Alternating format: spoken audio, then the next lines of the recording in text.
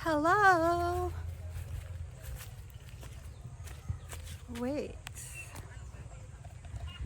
Hi, happy Sunday. We're back with my bird.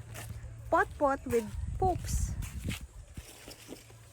Ay nako, tinaihan pa ako.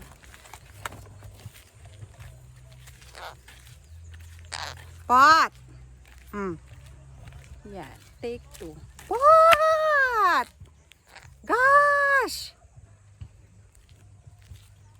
My God! Iiwan na lang kita uli next time.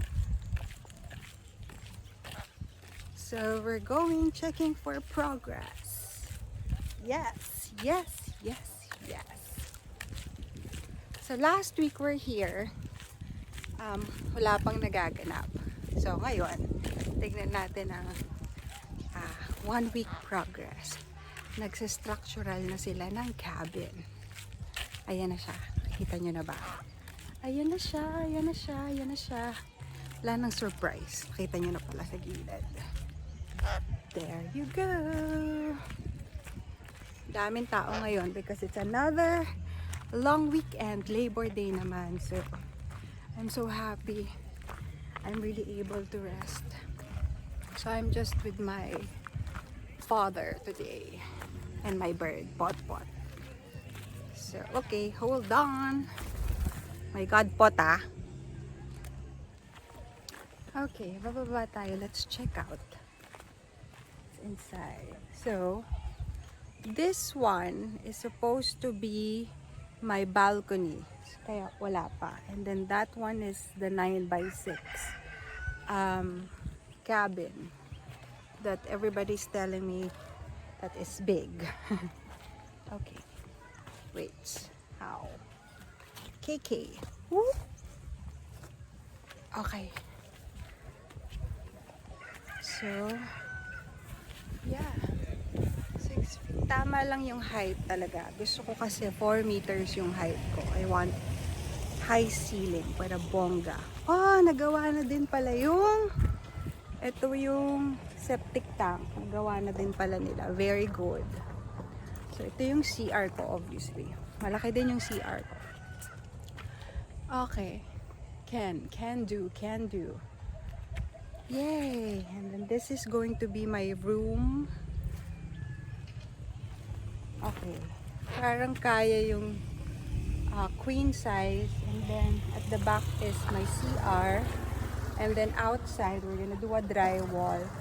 And the entire thing would be the sala and then the kitchen. Parang tamang-tama for, let's say, 4 people. Yeah, and then siguro, pag may budget na, I can make it a loft. Yun din yung main reason why I wanted it to be a little bit of a high ceiling para there's allotment for that one. So yeah, I'm so happy. Very nice. Very nice. So, this is, I ordered, sige, pag-usapan natin mga in-order ko. Ang first batch ng structural. Well, syempre, nauna na yung foundation, iba pa yun, no? So, nag-order ako ng 100 pieces, well, 50 pieces ng 2x3 na tubular, and then another 50 pieces ng 2x2 na tubular. And then, yung mga simento, lalala, and then yung mga welding rod, mga ganyan. And then, that's the reason why I also had to buy like a generator. Actually, yung mga little things, yung wait, medyo nag-accumulate ng presyo, sa totoo lang. So, yun. Balik tayo mamaya pagdating ni Bogs, kasi pagbibilinan siya ng aking ama. So, basically, yun lang yun. Okay. So, here, napatag na. Kakapuranggot lang pala yung napatag dun sa 10. 10 dump truck. Ayan lang po. Wala pang. Parang 1/4 lang yung 10 dump truck. Kakaloka. Okay. Okay, here's my kapitbahay.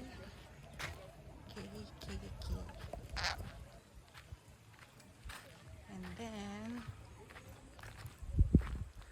Wow, medyo abot ko na yung ano. Dati di ba malalim to? Ngayon medyo abot ko na siya. So yan.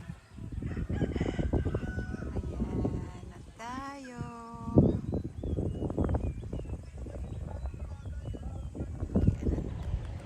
Hi! Happy girl! Here you go!